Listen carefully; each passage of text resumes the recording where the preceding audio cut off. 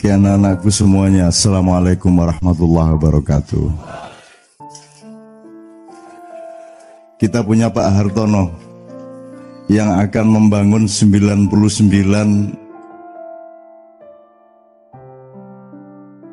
bukan miniatur Pak, anjungan masjid seluruh dunia, diambil 99 untuk dibangun di atas tanah 215 hektar di daerah Bogor Barat.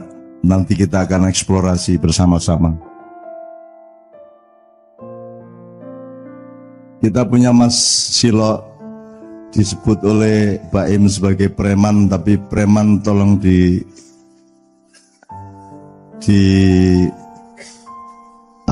diingat-ingat, denotasinya itu free man, orang yang merdeka.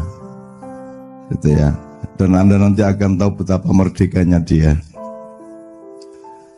Kita punya Pak Cuk, kita punya Mas Dik, kita punya Habib yang Pak Hartono.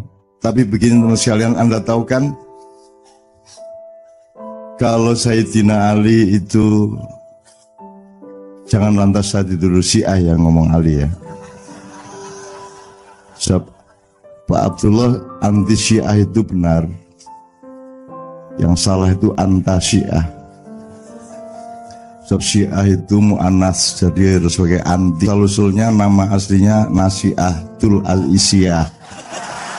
Jadi yang benar itu memang anti-Syiah. Kalau anta-Syiah, anta Abdullah benar, anta Yok benar, tapi kalau anta-Syiah salah. Begitu menurut ilmu Nahwu Sorof bahasa Arab. Okay. Sayyidina Ali itu babul ilmi, pintunya ilmu pengetahuan. Sebelum sampai ke Sayyidina Ali, kita menempuh jalan-jalan untuk sampai ke pintu ilmu pengetahuan itu. Dan malam hari ini kita punya jalan Thoriqatul Ilmi. Ada Pak Hartono, jalan ilmu kita. Ada Mas Yo, jalan ilmu kita. Ada Mas Silok, ada Mas Dik, ada Pak Abdullah, dan Dokter. Bukan wilayah ilmu atau kota raya ilmu pengetahuan, dan kota ilmu pengetahuan itu tidak lain adalah Muhammad SAW. Andaikan Anda tidak percaya dan tidak beriman kepada Allah dan Muhammad, mudah-mudahan tidak apa-apa asalkan Anda menikmati ilmunya. Di dalam kota raya ilmu pengetahuan namanya Madinatul Ilmi. Tapi kata Madinatul Ilmi ini sudah dipakai oleh sebuah yayasan yang kebetulan dari kelompok Syiah. Jadi kata Madinatul Ilmi menjadi tidak populer di kalangan Sunni. Nah, jadi saya ingin mengatakan kepada Anda, mari malam hari ini kita menyelusuri lorong-lorong itu nanti satu persatu, tapi tolong siapkan softwarenya dulu. Softwarenya disiapkan dulu, jadi kalau nanti ada pemandangan yang sangat indah, Anda harus pikselnya harus tinggi. Kemudian OS-nya juga harus mutakhir ya. Terus aplikasi untuk Photoshop-nya, Corel Draw-nya segala macam harus yang paling update ya, supaya Anda tidak, atau InDesign atau apapun saja ya, supaya nanti kita tidak ketinggalan, supaya Anda pulang itu Anda menikmati pencarian Anda. Mohon diketahui bahwa tidak ada manusia yang benar-benar gini ya bahasa Indonesianya, sing tenanan bener itu tidak ada, kecuali Allah, para malaikat, dan Rasulullah SAW, dan para nabi serta rasul yang lainnya. Tidak ada seorang pun yang pernah sampai kepada kebenaran yang sejati. Andaikan pun dia merasa sudah sampai ke kebenaran sejati, sebenarnya dia masih belum. Jadi yang disuruh Allah, yang ditagih oleh Allah itu bukan menemukan kebenaran, tetapi tidak berhenti mencari kebenaran. Jadi Anda itu disuruh mencari terus saja. Nah, jangan berhenti terus merasa sudah benar, kemudian mempertengkarkan kebenaran yang Anda pikir sudah mutlak itu, kemudian membuat Indonesia pecah belah, umat Islam pecah belah, umat manusia pecah belah, karena masing-masing mempertahankan kebenaran yang dia sangka sudah final. Tidak ada yang final. Bahkan Anda nanti di surga pun belum ketemu insya Allah dengan kebenaran yang sejati. Yesi tilang-tilang. Karena kebenaran sejati sesungguhnya hak prerogatif Allah. Jadi Anda tidak akan bisa menemukan Allah. Allah yang akan menemukan Anda. Jadi sekarang mengembaralah, berjalanlah supaya Allah kedermawanannya tumbuh dan dia yang akan menemukan Anda. Sebab Anda tidak akan bisa menemukan Allah. Banyak dari Anda nemuin jodoh aja tidak bisa-bisa. Mau nemuin Allah. Mas Ya ini sampai usia pinten Mas Ya saat ini? Belum tahu. Oh, belum tahu. Sampai usia agak di atas saya itu pun masih terus mencari, tidak pernah berhenti. Ya, jadi Bapak sekalian, kita tingkatkan software dulu. Nanti saya akan perkenalkan satu persatu. Saya akan langsung tanya-tanya kepada Ustadz Abdullah, karena beliau pegang sejarah, beliau pegang konstelasi, beliau pegang macam-macam. Tapi saya tidak akan tanya yang sensitif yang ada hubungan dengan Taipan dan KPK. Saya tidak akan tanya itu karena saya sudah mengetahuinya. Saya cuma tanya begini, oke, teman-teman sekalian, Mas Dik tadi mengajak Anda untuk kul huwallahu ahad Allahu samad lam yalid walam yulad walam yakul lahu kufuwan ahad, dengan lagu yang eksperimental, dengan lagu yang mutakhir, di luar qiraah sab'ah tapi juga bukan qiraah Islam Nusantara. Jadi itu tadi bagus. Dan kalau Anda berqiraah mau pakai lagu apa saja tidak ada masalah. Kalau perlu Anda transfer dari lagu-lagunya para jin yang korek, Anda pakai, tidak ada masalah. Pakai lagu apa saja tidak masalah, tidak pakai lagu juga tidak masalah. Yang masalah adalah kalau Anda membaca tidak dengan tajwid yang benar. Dan begitu.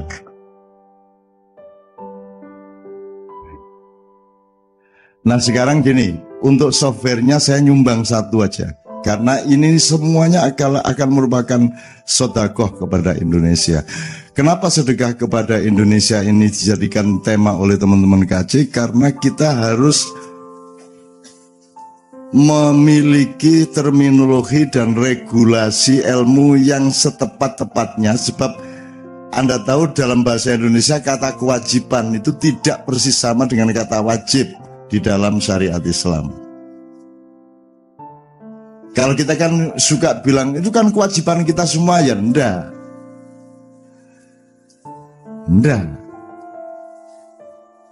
Bukan kewajiban kita, itu kan bahasa Indonesia, itu kan pengertian Indonesia, itu maksudnya sunnah kalau dalam Islam. Kalau dalam Islam wajib itu benar-benar ada posisinya. Nanti kita cari bersama-sama supaya kita tidak serampangan, supaya kita tahu, supaya Anda lega bikin KC itu Anda bangga. Gitu loh. Karena kita sudah bayar orang untuk ngurusi Indonesia, untuk ngurusi kapal, untuk ngurusi BUMN, kita untuk ngurusi semuanya kita sudah bayar dengan pajak Anda. Mereka yang wajib menjalankan, Anda sunnah, kan gitu. Ya kalau sama-sama wajib, kalau gitu saya jadi pejabat juga dong, kan gitu Anda ngomongnya. Lo Anda tidak jadi apa-apa kok. Wis melarat wajib. Ya apa ini? Cari makan aja susah, masih punya kewajiban. Tidak mungkin Anda diwajibkan Allah ketika Anda tidak berada di dalam amanat dan fasilitas. Kewajiban itu hanya dipanggul oleh orang yang mendapatkan amanat dan fasilitas, kan gitu. Nah kalau Anda ini kan apa amanatnya? Anda itu cuman ku anfusakum wa alikum naro. Anda cuman bertugas dan ditagih Allah keluargamu supaya amanat dan fasilitas, kan gitu. Nah kalau Anda ini kan apa amanatnya? Anda itu cuman Ku anfusakum wa ahlikum naro. Anda cuman bertugas dan ditagih Allah keluargamu supaya tidak engkau bawa ke api neraka. Itu dok. Di akhirat nanti tidak ada perhitungan Allah, malaikat nanya-nanya Anda mengenai NKRI, tidak ada. Anda tidak ditanya, misalnya nanti sekarang HTI dulu maju, tidak ada. NO dulu maju, tidak ada. HMI, tidak ada. Tidak ada urusan HMI di akhirat. Yang ada adalah urusan akhlakmu. Yang ada adalah perilakumu, amal solehmu, salah benarmu secara individu. Jadi tidak ada golongan-golongan. Dulu Romo Magnis Susino mengatakan dalam sebuah acara Lailatul Ijtima di rumah Gus Dur, dia mengatakan nanti kalau saya ternyata sebagai Romo Katolik saya salah, nanti saya ditanya malaikat, saya akan bilang pokoknya saya ikut rombongannya Gus Dur. Itu kata Romo Magnis, Frans Magnis Suseno. Loh, ndak ada rombongan di sana, ndak ada rombongan, yang ada rombong. Nek wong Madura kan sate dan rombongnya gitu kan. Asik. Ndak ada rombongan, Anda lahir sendirian, mau lahir rombongan. Protol ndak ada. Meninggal juga sendirian, jadi tidak ada pertanyaan mengenai Syiah kecuali menjadi pelengkap penderita. Tapi tidak ada pertanyaan substansial mengenai Syiah, mengenai Sunni, PKB, Indonesia Raya. Tidak ada negara, tidak ada masalah di hadapan Allah. Bukan negaranya yang penting engkau bersikap apa kepada yang menjadi tanggung jawab hidupmu, kan begitu. Jadi teman-teman sekalian, Anda bertauhid, bersyahadat, sholat kepada Allah, baik kepada keluarga, sayang kepada para tetangga, selesai masalah. Bahwa ada Indonesia, ayo kita bantu sebagai sedekah kita, kan gitu. Jelas ya masalahnya ya. Jadi Anda 15 tahun di sini ini sampai pagi setiap bulan itu sedekah yang luar biasa. Yang presiden tidak sanggup menyelenggarakannya, yang menteri tidak sanggup menyelenggarakannya, Mendiknas tidak sanggup menyelenggarakan, menteri agama tidak sanggup menyelenggarakan seperti ini. Mereka tidak akan bisa menahan Anda sampai jam 4 pagi. Tidak ada seorang pun yang bisa. Kan begitu? Maka sodako Anda harus bikin Anda gembira. Begitu Anda ke KC, Anda bergembira. Nang direk, sodako rek. Itu kan? Kemana sodako? Sodako, bener nggak? Anda bersedekah kepada Indonesia. Wong menteri aja nggak mikir kayak Anda kok. Sampai Anda sampai keringetan, ini negara kita ini, wah, menterinya lo gak ngono. Anda yang setengah mati padahal koniku wis gak duwe penggawean, melarat, utang gak iso mbayar, bondek warung-warung sambrek. Indonesia kan gitu. Itu saking tingginya sedekah Anda gitu ya. Jadi gembira nggak sekarang? Begitu. Untuk apa Anda berkace-kace, bermayah-mayah kalau itu tidak menggembirakan Anda? Nah, salah satu landasan kegembiraan kita adalah karena kita ini bersedekah terus kepada Indonesia, karena kita tidak punya kewajiban. Kewajiban dalam syar'i, bukan kewajiban dalam, kalau bahasa Indonesia kan itu kewajiban kita semua. Lihat enggak kita semua nah. Yang enggak pemain sepak bola jadi yang bagian masuk. Kiper berkewajiban memasukkan bola ke gawang lawan. Ya enggak bisa lah. Kan ada sunat wajibnya masing-masing dong. Masuk wasit turun lapangan terus nendang bola, ngomper. Lu kamu kok ikut? Ini kewajiban kita bersama. Ya enggak bisa lah. Terus kok bengi-bengi kok nang tanggamu kok turoni bojone. Apa? Ini kan kewajiban kemanusiaan. Ndak semu. Kan ada tatanan, ada yang namanya matriks 5, ada wajib, sunat, halal, makruh dan Nah itu semua ada tempatnya masing-masing. Maka saya menyetujui usulan KJ bahwa malam ini kita mencoba menemukan kembali posisi KJ dan Ma'iyah sebagai orang yang bersedekah kepada Indonesia. Bukan menjalankan, begitu kamu jadi pejabat, kamu berkewajiban, bukan sedekah lagi. Nah, Anda lebih tinggi, makanya jangan jadi pejabat supaya lebih tinggi derajatmu, karena Anda mau berbuat Indonesia meskipun tidak dibayar, betul enggak? Tinggi toh? Begitu mau jadi wali kota, enggak, nanti turun, nah, gitu kan ya. Itu ya, oke, bismillah.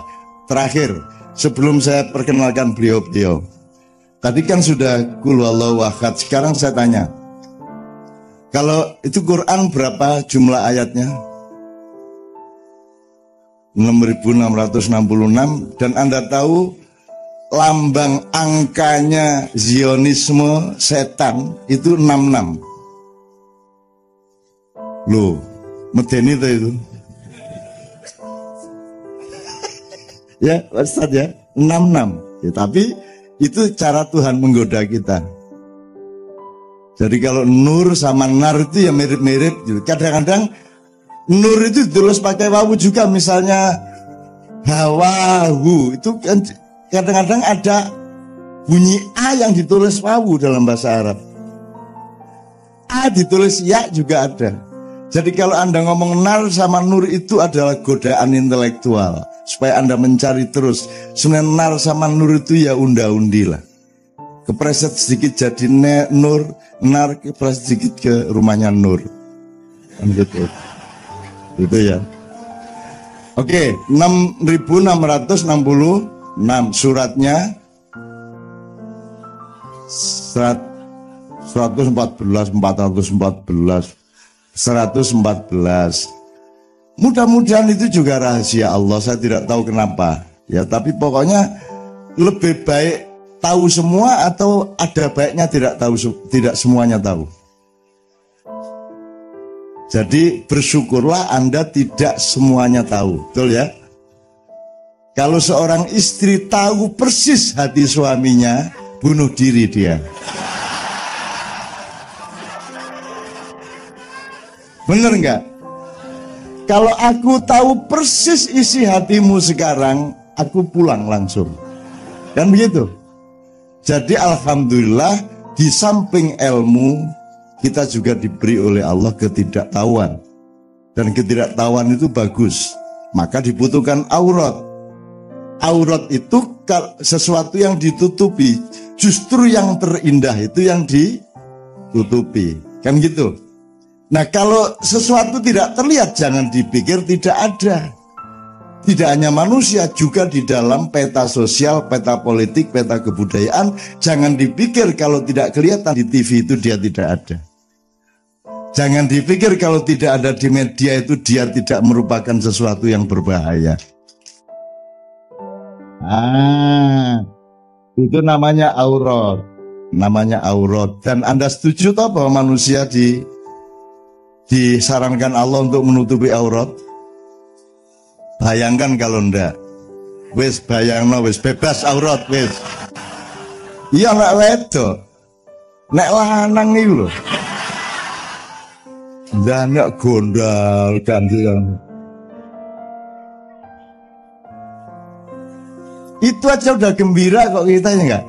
Ndak punya uang banyak ndak masalah, bayangin itu tuh gembira. Enaknya ya Allah Ma'iyah ini. Oke, 114. Oke, sekarang saya singkat supaya kita segera bisa berinteraksi dengan beliau. Anak-anakku yang rebana tetap siap ya deh ya, enggak apa-apa ya, sampai ya belajar tirakat ya. Belajar tirakat ya. Belajar tirakat. Ojo turu sore ya. Kaki gitu ya. Belajar. Sob saya dari kecil hampir jarang sekali tidur malam sejak kecil. Karena saya setiap malam anak-anak tidur di musola, saya pergi ke kuburan. Itu selalu, dan saya sangat akrab dengan kuburan-kuburan dimanapun saja. Jadi di samping kuburan, di Jombang di rumah saya kuburan itu tidak angker. Kuburan itu teman sehari-hari. Jadi tidak perlu bikin gedung DPR di depannya dibikin kuburan supaya anggota DPR begitu masuk ingat mati. Nggak usah. Selamat datang Beben. Gitu ya. Jadi teman sekalian, apa namanya, untuk meningkatkan software, saya tanya, kalau Anda baca Quran pertama apa? Dari kanan tuh ya, dari kanan. Bukai gak ngini tapi ngini ya. Gitu ya, dari kanan. Pertama apa? Al-Fatihah. Setelah Al-Fatihah, waladhdallin, amin, bismillahirrahmanirrahim. Masuk Al-Baqarah ya, sampai sekarang masih memimpin Indonesia. Karena panjang suratnya, hampir 3 juz, makanya panjang. Al-Baqarah itu sapi betina.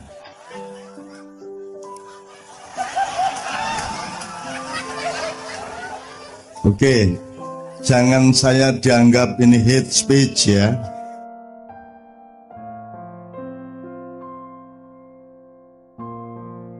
Karena sudah jelas hate speech, hasilnya pasti permusuhan. Yang saya omongkan hasilnya adalah kegembiraan bersama. Kan begitu ya tak? Jadi love speech gitu ya. Oke, Alif Lam Mim. Artinya apa? Nah, lebih baik tahu apa lebih baik enggak tahu? Enak toh dikasih 3 huruf, terserah kamu mengartikannya apa, asal membuatmu dekat kepadaku, kan begitu? Kata Allah. Kok anggap apa iki alif iki godhek, lam iki pancing gitu, terus mim iku kodok. Ya, sakarepmu. Loh, kenapa kok kamu tafsirkan itu godhek itu artinya stick, kayu? Loh kok kamu loh, kalau aku ingat stick, aku ingat kayu. Kalau aku ingat kayu, aku ingat tanah. Kalau ingat tanah, aku ingat alam semesta. Kalau ingat alam semesta, aku kagum kepada penciptanya. Oh, boleh.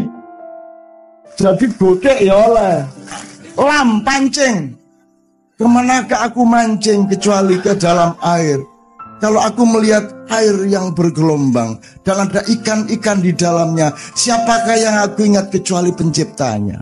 Loh, pancing ya masuk nang Gusti Allah. Apa mulai kodok? Lah iya.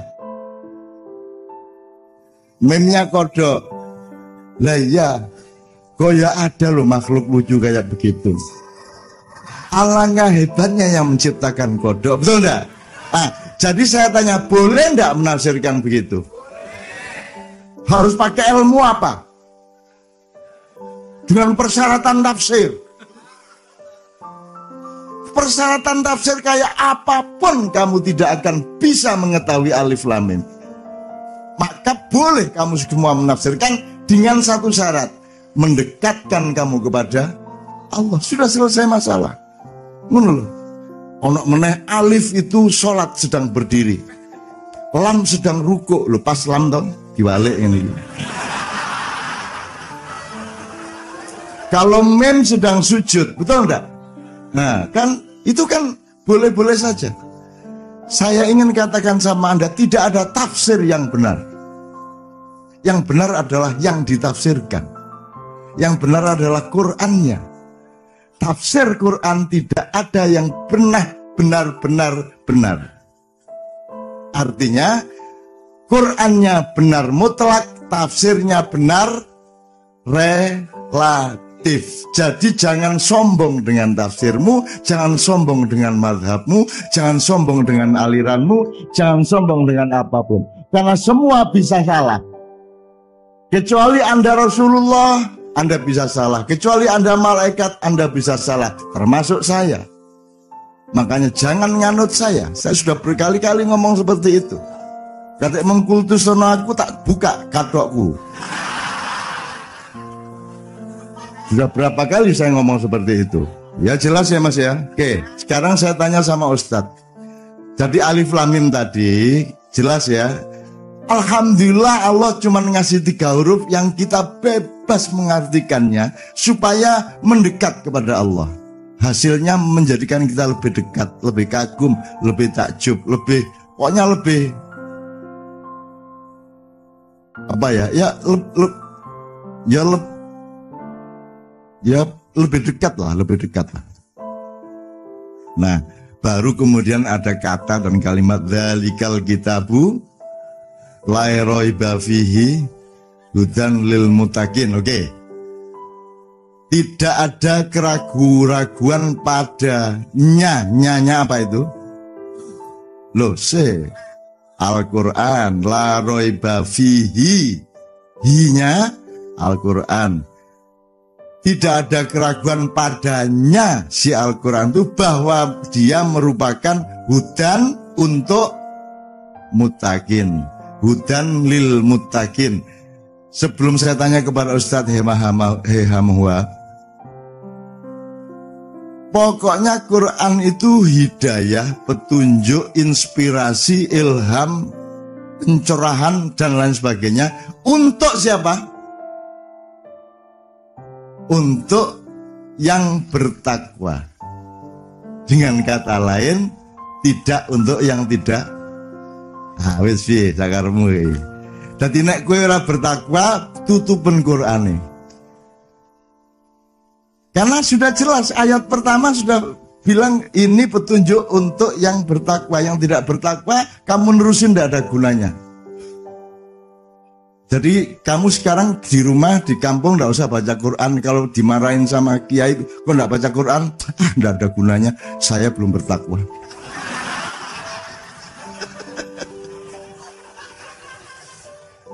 Nah sekarang takwa ini barang padat apa barang cair?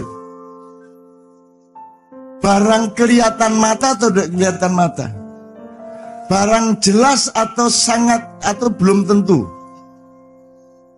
Nah, maka kita punya kesempatan mencari terus takwa itu apa.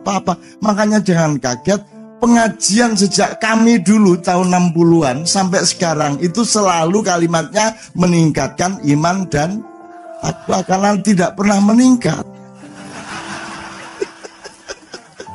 Selalu kan begitu. Nah, Ustaz Abdullah, andaikan orang bertanya, gimana sih menjelaskan agak simpel tentang takwa itu gimana sebenarnya, Ustaz? Ini seperti disertasi ini, Pak. Jadi kalau bahasa populernya oleh para penafsir itu takut, tapi takut kepada Allah berbeda dengan takut kepada harimau.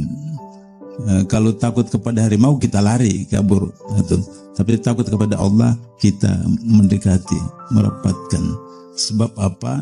Dengan mendekati Dia maka kemudian kita punya hubungan batin, hubungan keakraban dengan Dia. Sebab seperti tadi saya katakan, Rabi'atul Adawi mengatakan, kalau surga itu menjauhkan aku dengan Engkau ya Allah, jangan masukkan aku ke dalam surga. Kalau neraka itu mendekatkan aku dengan Engkau, masukkanlah aku dengan neraka. Karena itu dalam Al-Quran disebutkan nikmat yang tertinggi bagi orang yang di surga adalah menatap wajah Allah, berhadapan dengan Allah. Jadi takut situ bagaimana kita dekat dengan Allah.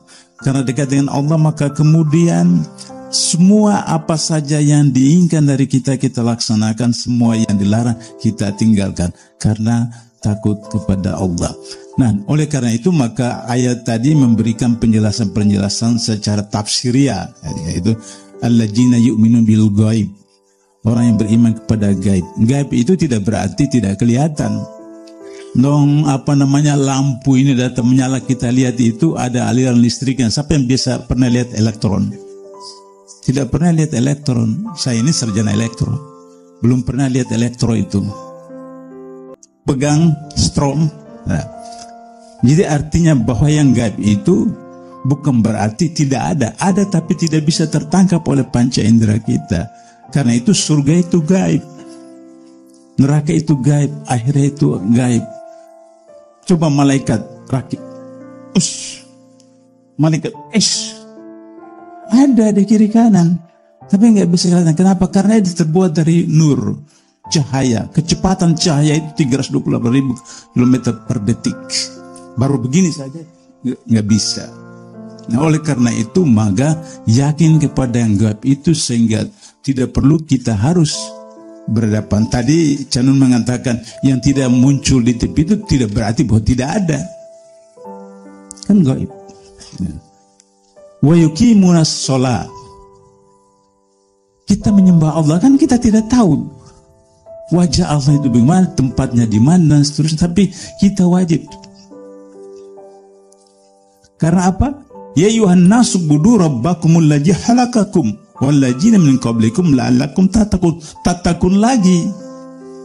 Karena itu ayat-ayat yang bersifat amar dalam Al-Quran selalu targetnya adalah takwa. Dalam Al-Baqarah 21, hai orang-orang, hai manusia, perintah manusia, sembahlah Rabbnya menjadikan engkau dan orang sebelum kamu agar supaya menjadi takwa. Jadi perintah Al-Quran bersifat amar selalu targetnya adalah takwa. Artinya bagaimana dekat dengan Allah. Jadi takut dalam pengertian dekat dengan Allah. Wa mimma razaqnahum yunfikun, membelanjakan sebagian dari apa yang Allah berikan kepada kita. Tadi saya sudah jelaskan bagaimana sedekah para pejuang-pejuang, para founders kita, para sutri. Karena takwa, mau dekat dengan Allah seperti itu. Nah, tapi anehnya Al-Quran itu menjelaskan syarat atau kualifikasi tafsirnya. Tadi kata Canut tafsirnya, artinya tafsir menurut kita kan, bahwa begitu atau tidak belum tentu, itu kan hak menurut Allah. Tapi itu tafsirnya kita, tafsir kita. Tapi tentang orang kafir cuma 2 ayat, munafik itu banyak sekali. Kriteria orang muttaqin itu beberapa, orang kafir cuma 2, orang munafik banyak sekali. Nah, ini yang menjadi persoalan.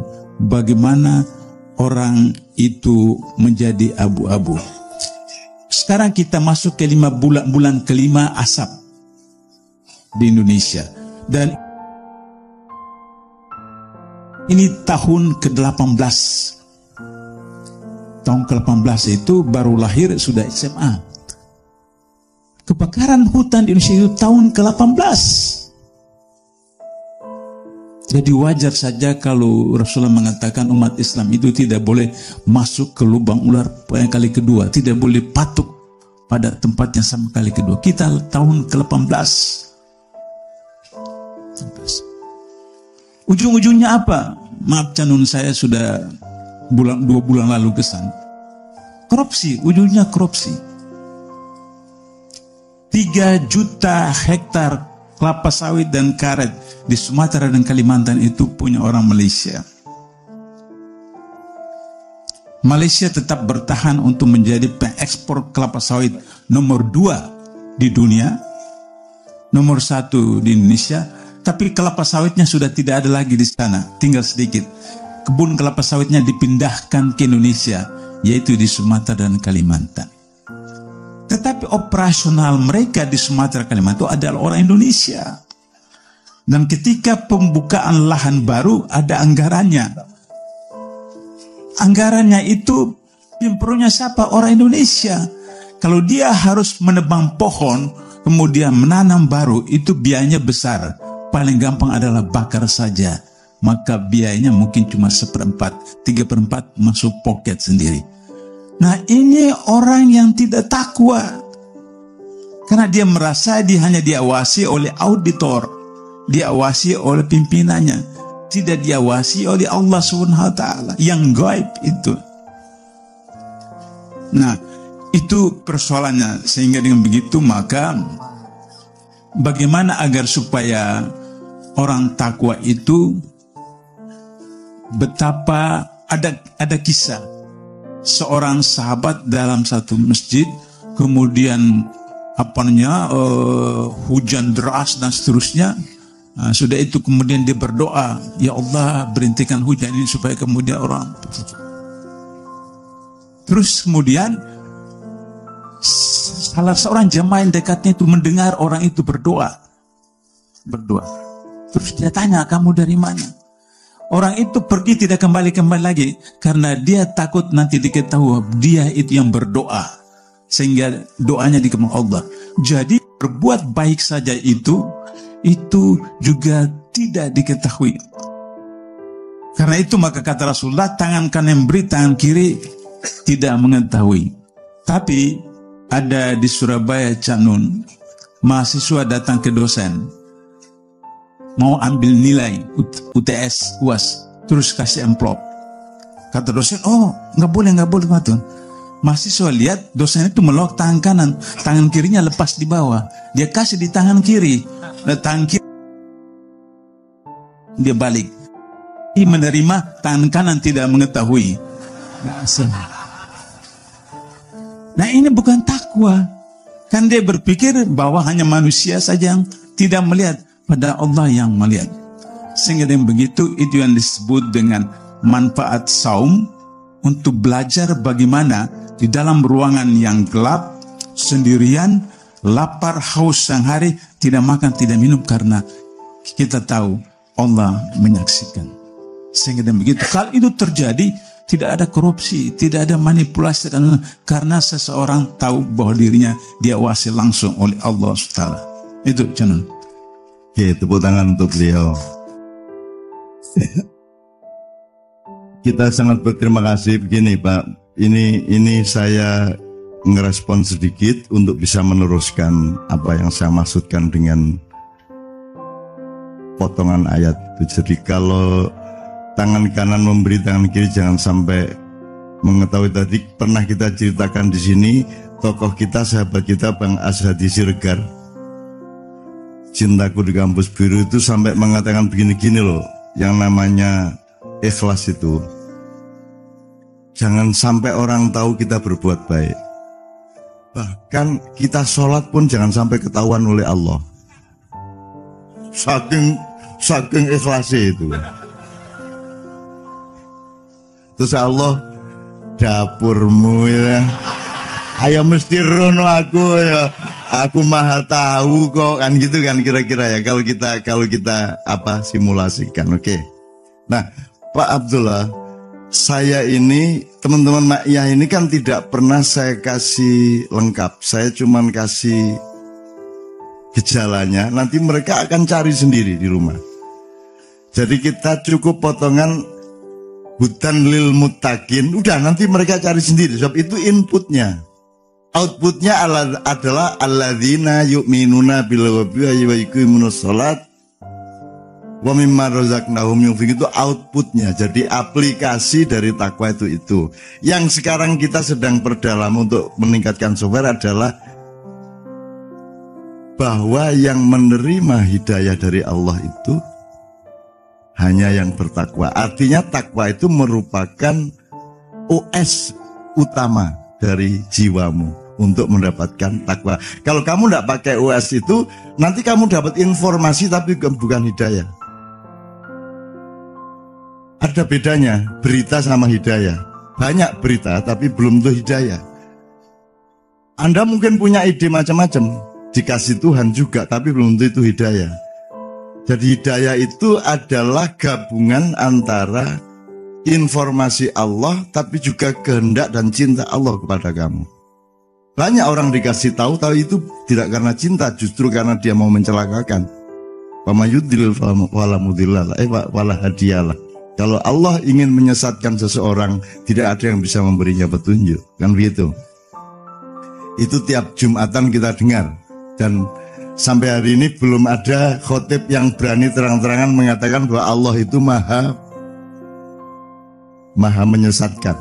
Nggak enak sama Allah, sepekewuh.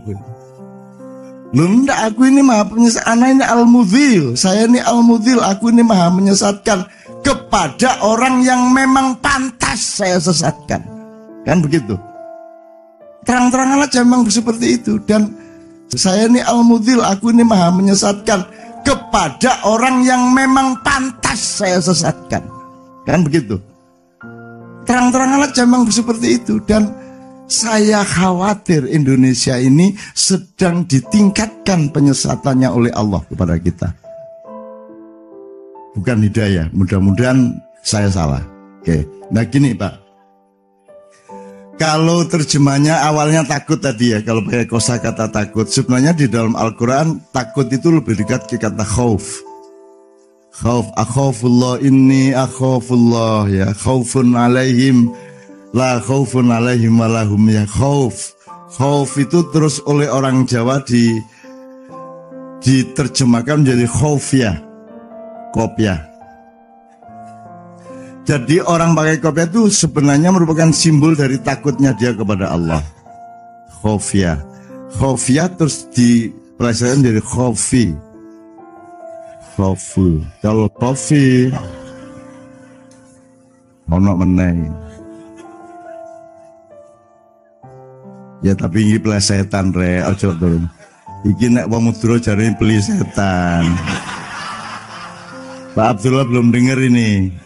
Bahwa orang Madura sangat suka sama Ma'iyah. Kenapa? Karena Ma'iyah itu penuh pelisetan. Jik belum pernah dengar toh? Orang Madura itu bilang pelisetan aja enggak bisa. Pelisetan. Dan itu seneng banget yang dengerin itu. Jadi orang Madura dapat pahala karena ketidakmampuannya mengucapkan. Gusdur aja ndak bisa kok Gusdor. Eros irus, ya eros ruang samu, eros ya sing gawe nyeduk jangan ya eros jarut ya apa. Wes gak apa-apa. Oke, jadi maksud saya gitu ya, apa namanya, supaya teman-teman software utama orang hidup itu takwa. Nah, takwa ini ada unsur takutnya. Tapi dia ada dialektikanya. Takut apa? Misalnya takut ditinggalkan Allah, takut terpisah dari Allah, takut dimarahi Allah, takut dimurkai Allah. Jadi takut tidak bisa berdiri sendiri. Kan gitu. Dia harus ada konteksnya. Nah, mungkin harus kita cari dimensi lain dari takwa itu apa. Ini bisa beribu-ribu. Bisa ada 2500 definisi takwa dan itu boleh. Asal mendekatkanmu kepada Allah. Kan begitu. Jadi saya usul satu kata aja deh. Takwa itu pokoknya nempel. Itu aja deh. Sama Allah tuh nempel terus Anda itu. Ngerti nggak? Nempel maksudnya gimana? Nggak mau pisah. Nempel terus. Ngapain aja nempel sama Allah. Ya memohon perlindungan, ya menjadikan Allah sebagai pertimbangan. Pokoknya nempel terus. Itu. Tapi terus jangan dipotong terus nanti di YouTube MH menerjemahkan takwa adalah nempel.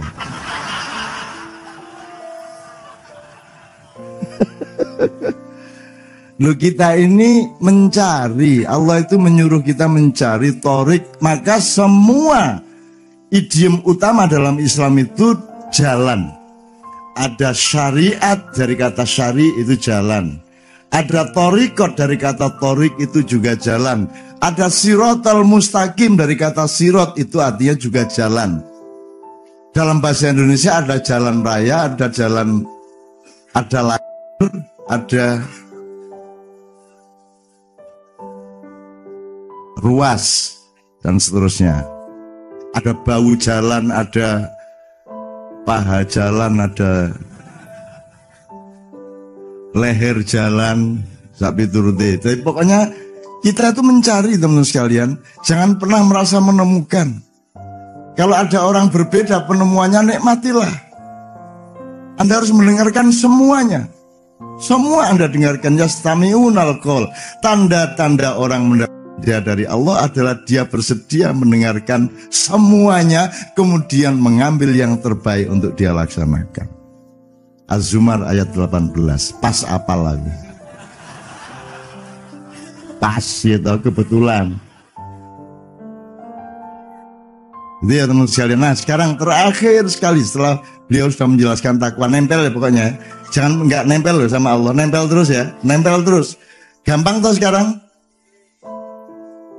Tapi ojo terus khutbah kok ganti nempel katanya. Ittaqullah haqqa tuqatih, nempelullah wal nempelnya.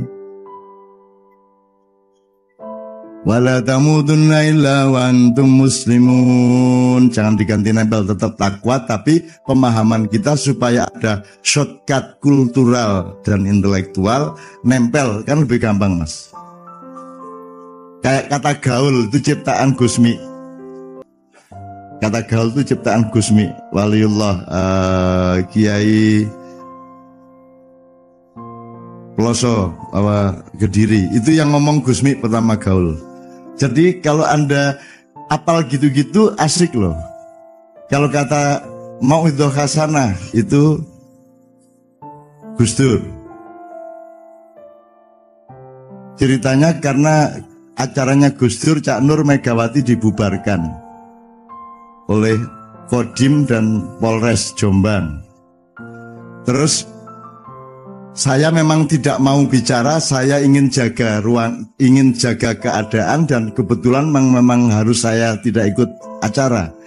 Karena begitu tentaranya mulai nggerebek, saya ada di situ. Akhirnya saya halangi tentaranya. Cak Nur sedang pidato ini, saya halangi tentaranya. Bansernya tak suruh diam, ansornya kan Allahu Akbar, Allahu Akbar. Saya menang. Kayak saya kasih saya 3 menit. Saya mau bicara sama komandan tentara sama polisinya. Terus Pak sampean pergi dulu Pak. Terus seret ke pinggir ke pojok. Pak sampean apa? Disuruh bubarin ya? Iya aja. Ada surat resmi? Ada aja.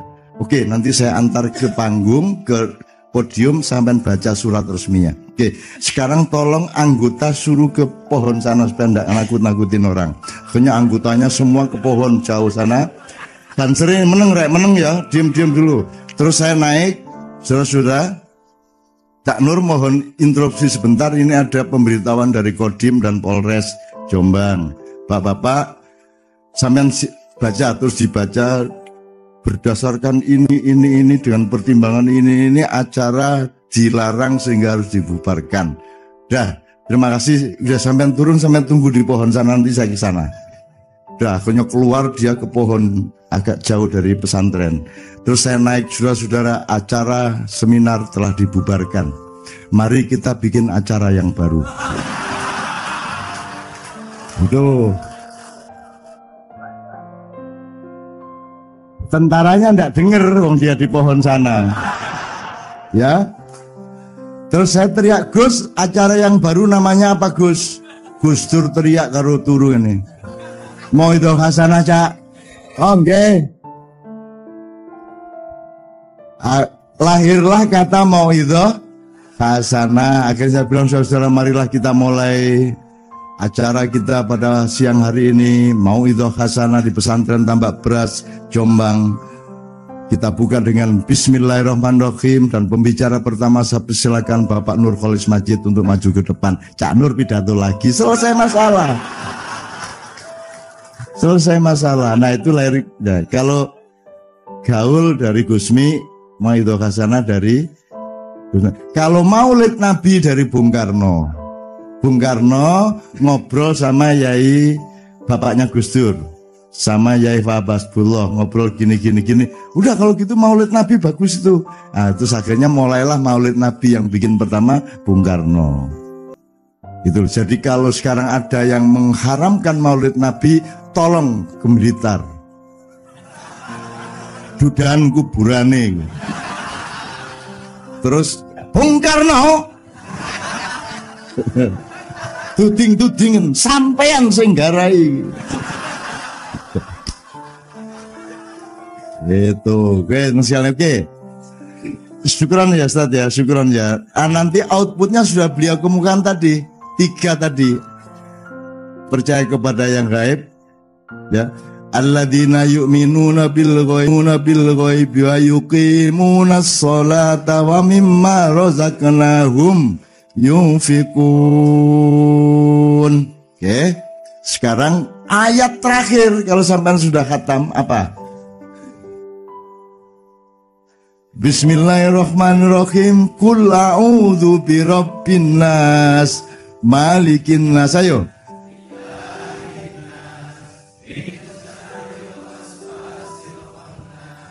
Alladzi waswisu fi sudurin nasi minal jinnati wan nas. Ini kalau kita tafsirkan, meskipun belum tentu benar tafsirnya, ini disertasi besar. Itu kan kulangudzubi Rabbun. Jadi Allah tampil pertama sebagai Rabbun. Katakanlah aku berlindung kepada Rabbunnya manusia. Betul enggak? Birabbinas. Kedua, Malikin nas, raja dirajanya manusia. Ketiga, Ilahin nas. Oke. Kok urutannya gitu ya? Kok Rabbun dulu baru Malikun baru Ilahun? Ada yang nafsirin? Spontan aja. Kok ndak ilah dulu terus baru Malik terus baru Rabbun, atau gimana urutannya? Kok Allah ngurutnya kayak gitu, kan ada maksudnya. Kira-kira bahwa tafsir kita mungkin ndak tepat amat, ndak masalah. Sebab Anda masuk surga dan tidak masuk surga itu bukan karena Anda salah atau benar, tapi karena Allah merahmati Anda. Gitu loh. Karena Allah masih kon pecah ndasmu sujud kok gini. Kalau Allah tidak merahmati Anda tidak masuk surga. Allah menyatakan sendiri, engkau masuk surga bukan karena amal usahamu, tapi karena cintaku kepadamu. Kan begitu. Memang gitu Allah, cok dibantah. Nggak terima dadi Allah dhewe kono. Allah nggak usah dibantah, dia yang punya. Kalau dia agak jengkel sedikit, wes kasih tau wes. Akhirnya dibatalkan alam semesta, muter gitu. Ndak hanya gempa, ndak dibatalkan, dibatalkan, hilang. Mau apa kamu? Kamu sama Allah jangan main-main. Ngordai mangkel didik, wes kasih tau wes, gitu ada. Quran dibatalkan, malaikat dibatalkan, selesai masalah toh. Tuhan kok ditawar-tawar. Memang Tuhan harus ikut regulasinya pemerintah apa bagaimana? Gitu, oke ya. Jadi kok urutannya ada? Kok urutannya Rabbun, Malik, Ilah ada 1-2 orang atau 1 orang? Iya Mas. Menurut saya itu menggambarkan hierarki. Jadi dari Tuhan ke raja keseluruhan. Jadi hierarki atasan terhadap bawahan. Jadi oke, hierarki ya. Tafsirnya dengan substansi mengenai hierarki, tingkatan stratifikasi. Ada lagi? Itu enggak apa-apa Mas. Anda menafsirkan itu salah benar, enggak ada masalah. Yang penting Anda niat baik, dan itu membuat Allah memujimu. Gitu kan? Wah, kamu menafsirkan ayatku. Sebenarnya salah, tapi enggak apa-apa. Ya nak, sudah dipuji sama Allah. Enggak harus bener, manusia itu memang hanya sedikit ilmu yang dikasih oleh Allah.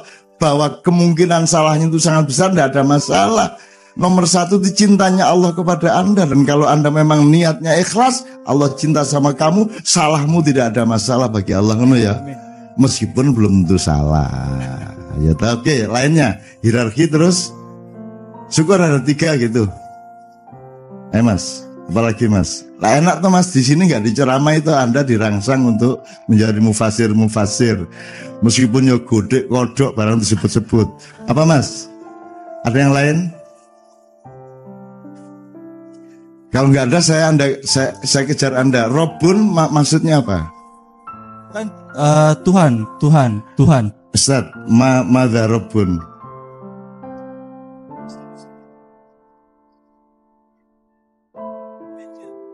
Manager.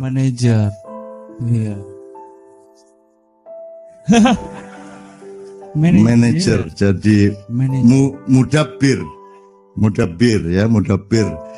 Ya mudabbirul laila wan nahar. Jadi ya wahai Allah yang mengelola, yang memanage siang dan malam.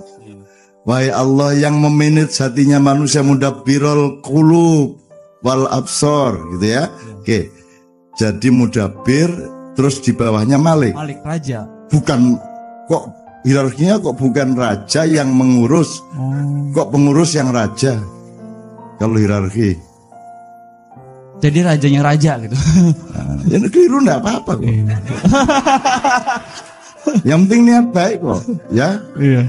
Gini, pengpahaman saya gini Ustaz. Ilah itu Allah eksistensial. Allah eksistensi. Allah tunggal, yang maha tunggal. The only. Tuhan yang maha. Nah, oke, enggak dibantah karo Mas ya. Jadi gak apa-apa. Nek Eka satu, nek Esa bener ya. Sip, oke, ra apa-apa. Nanti malaikat tanya, kon jari bantah-bantahan karo ya nggih. Kuwi lek mek carane menungso nggih wis padha menungso padha gak benere kan.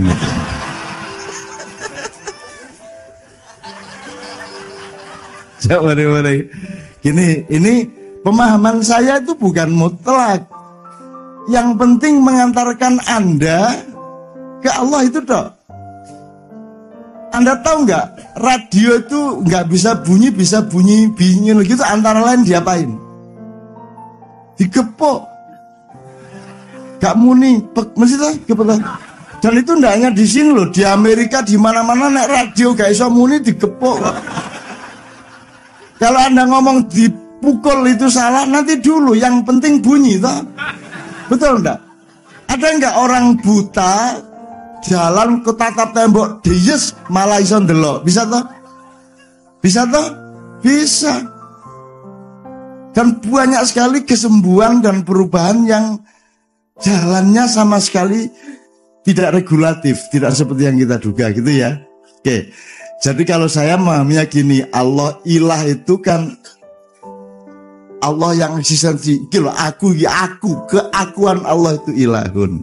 Kalau Malik itu aku yang berkuasa, Malik, saya loh ya ini. Kalau Rabbun itu aku yang mengayomimu, aku yang mengasuhmu, aku yang mengurusmu. Seperti seorang ibu yang mengurusi bayinya. Maka alifnya itu kemudian karena ibunya mengurus anak, mengayomi anak, ibunya membungkuk menjadi huruf ro. Gitu, iki otak deh. Jadi alif kan berdiri, terus ro kan membungkuk, betul enggak? Karena dia ngalah, dia mengasuh, dia ro. Bahkan kemudian dia bersedia menampung anaknya menjadi ba. Dia seperti perahu untuk dimuati oleh bayi dan semua yang disayanginya. Kan gitu. Terus ada pakunya satu di bawah yang titik itu. Tes. Makanya ibu-ibu selalu kalau ngudang anaknya cilup ba. Gak jelas. Ini kalau orang Ambon agak kurang ngerti begini-begini. Lah anak cilup bae. Ya gak ada cilup mem, cilup zot, cilup jim. Ya gak ada ya cilup ya. Bah, jelas. Karena itu puncak kepengasuhan seorang ibu, puncak kepengasuhan Allah kepada makhluknya. Maka Rabbun itu pengasuh. Maka pengasuh itu andalannya apa? Kasih sayang. Kalau ilah, eksistensi andalannya apa? Kegagahan. Betul enggak? Kekuatan. Tapi kalau Malik, andalannya adalah otoritas, kekuasaan. Jadi ini metodologi bahwa Anda itu mau ngurusi sepak bola, mau ngurusi rakyat, mau ngurusi perusahaan, mau ngurusi keluarga, yang nomor satu itu pakailah Rabbun. Satu, datang dengan kasih sayang, mengayomi, mengasuh, mengurusi, supaya yang kamu urusi itu ikhlas dan percaya dan bersandar hatinya kepadamu, maka ketika dia tahu bahwa engkau sebenarnya Malik, dia sudah ikhlas. Tidak apa-apa dia Malik, kalau dia baik sama saya. Tapi kalau kamu datang-datang wis Malik, lawan. Minggir. Sembayang. Yang ini guru sembayang, pok. Nah itu namanya kul a'udzu bimalikin nas, rabbin nas, ilahin nas, kan begitu. Maka Allah memberi metodologi kul a'udzu bi rabbin nas. Jadi apa saja datanglah dengan kasih sayang, karena datangnya ke sini nomor satu adalah kasih sayang. Mau aku tahu rening ini. Coba ya endi. Sabi tak burung kan? Nggak pernah. Saya nggak pernah datang dengan kekuasaan. Saya nggak pernah datang dengan eksistensi. Saya tidak pernah datang dengan otoritas. Saya datang dengan kasih sayang. Sehingga engkau